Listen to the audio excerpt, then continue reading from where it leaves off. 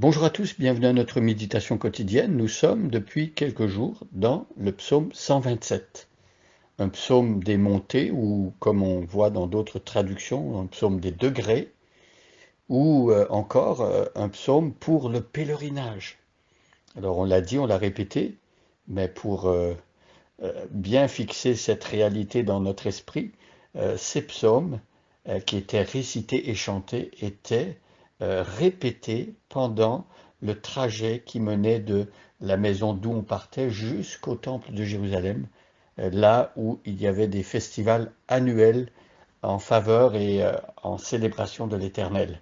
Donc le psaume 127 est l'un de ces 15 psaumes, du psaume 120 jusqu'au psaume 134, 15 psaumes qui étaient récités encore également lorsqu'on montait les marches qui nous amenaient jusqu'au seuil du temple. Donc il y avait 15 marches. Donc le psaume 127, je vais le lire, est un psaume magnifique qui nous parle de nos projets, qui nous parle de ce que l'on bâtit dans la vie. Et le psaume parle également de la vie de famille. Donc je lis et aujourd'hui nous allons nous arrêter au verset 3. Le psaume compte 5 versets, donc d'ici la fin de la semaine, nous aurons terminé ce beau psaume. Je lis le psaume 127 maintenant, Cantique des degrés de Salomon. Si l'Éternel ne bâtit la maison, ceux qui la bâtissent travaillent en vain. Si l'Éternel ne garde la vie, celui qui la garde veille en vain. En vain vous levez-vous matin, vous couchez-vous tard, et mangez-vous le pain de douleur. Il en donne autant à ses bien-aimés pendant leur sommeil. Voici, des fils sont un héritage de l'Éternel, le fruit des entrailles est une récompense. Voilà ici ce que l'on peut voir par rapport à ce cantique concernant la famille. Donc, on avait fait le lien entre la première partie, les versets 1 à 2, et cette partie qui semble nous amener dans une direction complètement différente. La première partie nous parlait des projets, de ce que l'on construit, et la deuxième partie, tout à coup, nous parle des fils, des enfants que Dieu donne, qui sont un héritage de l'Éternel. Donc, ici, la vision de la famille, la vision d'avoir des enfants est une vision très positive, n'est-ce pas? Des fils et des filles, voilà un héritage de l'Éternel, autrement dit un cadeau. L'Éternel bénit des personnes et ils ont des enfants. Alors aujourd'hui, peut-être que dans la société actuelle, on ne voit peut-être pas toujours le fait d'avoir des enfants comme une grande bénédiction, mais à l'époque, c'est vrai que les enfants aussi, dans la maison, quand ils grandissaient, allaient devenir une force de travail. Ils allaient aider dans la famille et ils allaient être donc une grande bénédiction et une joie. Bien sûr, aujourd'hui, dans notre société, euh, les enfants ne sont pas nécessairement euh, une force de travail et on n'a pas nécessairement besoin des fils et des filles pour aider à moissonner ou à travailler les champs ou à travailler dans l'entreprise familiale. Ça peut arriver, mais c'est pas toujours le cas. Mais à l'époque, c'était vital que les enfants puissent aider les parents de cette manière-là. Et donc, c'est un héritage de l'Éternel. Le fruit des entrailles est une récompense. Donc, il faut voir ici que c'est un grand bienfait de la part de Dieu de permettre que l'être humain puisse procréer, puisse créer des enfants qui sont à l'image de Dieu et qui vont plus tard pouvoir être des serviteurs, des servantes de Dieu.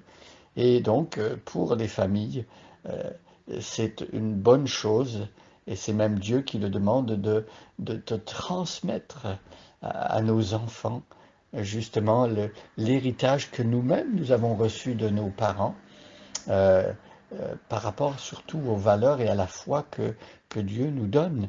Il y a une responsabilité de transmission aux enfants de la parole de Dieu. C'était très fort dans l'Ancien Testament. Dieu demandait à son peuple, et aux pères en particulier, et aux parents, de raconter les bienfaits de l'Éternel, de raconter l'histoire des interventions de Dieu dans la vie de son peuple, et ça devait être transmis de père en fils. Prenons à cœur nous-mêmes la transmission des vérités bibliques de l'Évangile à nos enfants. Racontons ce que Dieu a fait dans notre propre vie à nous pour nous sauver et dans la vie de son peuple depuis qu'il existe. Il y a tout un héritage chrétien depuis l'existence des apôtres et le choix des 12 par Jésus, et toute l'histoire de l'Église nous raconte comment Dieu est intervenu dans la vie de son peuple, et cela est un héritage et qu'on peut transmettre à nos enfants. Et les enfants eux-mêmes sont un héritage parce qu'ils vont pouvoir continuer à transmettre ce flambeau aux générations qui vont suivre. Et donc, ici, il est question d'une récompense. Je ne sais pas si vous voyez vos enfants comme un riche héritage, comme une récompense de la part de Dieu, mais c'est comme cela ici qu'on nous présente la famille.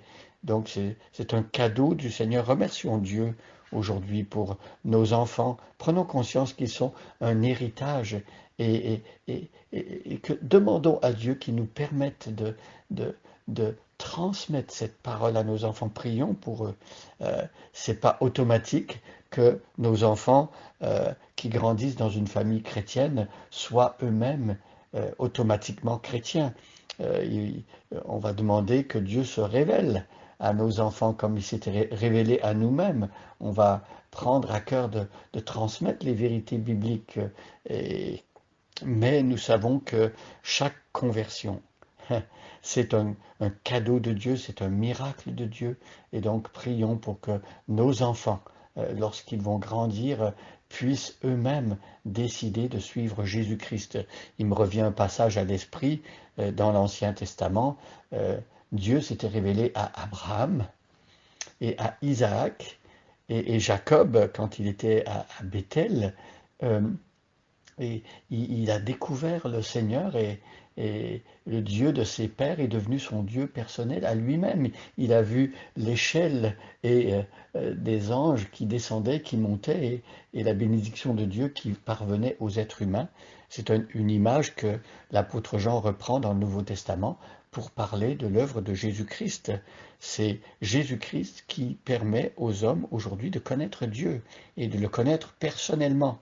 On peut avoir entendu parler de Dieu par nos parents et il faudra bien un jour que nous comprenions que ce Jésus, ce Dieu, il se révèle personnellement à nous. Donc Dieu, on dit souvent qu'il a des enfants, mais il n'a pas des petits-enfants. Et donc, prions pour que ce Seigneur qui nous a tant aimés, qui nous a transformés à un tel point, puisse se révéler également à nos enfants dans les jours qui vont suivre, dans les années, et qu'ils puissent eux-mêmes transmettre le flambeau à leur prochaine génération, à leurs enfants. Alors, bonne journée à chacun et à chacune, et soyez bénis.